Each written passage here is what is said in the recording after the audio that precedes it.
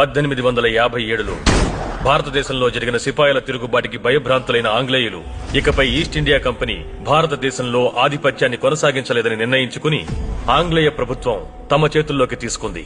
1860 వరకు భారతదేశంలో జరిగిన యుద్ధాలకు, అంతర్గత కలహాలకు సిపాయిలను ఉపయోగించిన ఆంగ్లేయ ప్రభుత్వం తీవ్రంగా జరుగుతోన్న స్వాతంత్ర పోరాటాన్ని, రైతుల పోరాటాన్ని అణచివేసేందుకు సిపాయిలను ఉపయోగించడం కుదరనందువల్ల భారతీయ యువకులతో భారీ రక్షక దళాన్ని ఏర్పాటు చేయాలని నిర్ణయించుకుంది.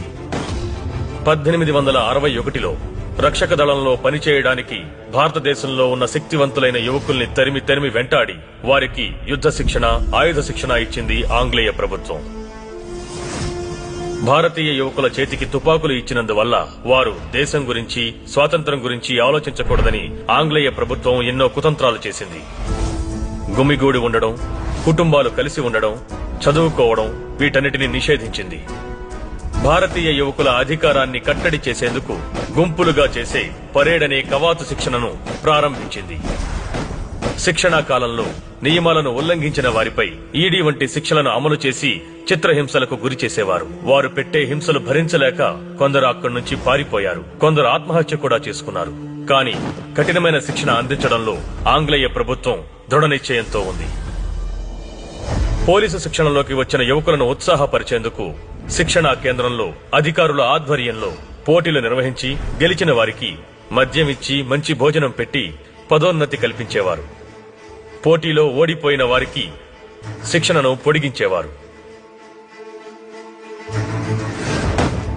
పోలీసు శాఖలో చేరే ప్రతి భారతీయ యువకుడు దేశంలో జరిగే స్వాతంత్ర పోరాటం గురించి ఆలోచించకుండా శిక్షణలో జరిగే పోటీలలోనూ దృష్టి పెట్టేలా చేసి అందులో విజయం సాధించింది ఆంగ్లేయ ప్రభుత్వం. 1947లో భారతదేశానికి స్వాతంత్ర్యం వచ్చిన తరువాత పోలీసు శాఖలో ఎన్నో మార్పులు జరిగినా కొన్ని విషయాలు మాత్రం మారకుండా అలాగే కొనసాగుతున్నాయి. అవే ఆంగ్లేయ ప్రభుత్వం ఏర్పాటు చేసిన కవాతు, శిక్షణా పోటీలు. మైదానం, శిక్షణ, పోటీ, గెలుపు ఓటములతో జీవించే రక్షక భటులకు సంబంధించిన కథే ఈ రక్షక భటుడు.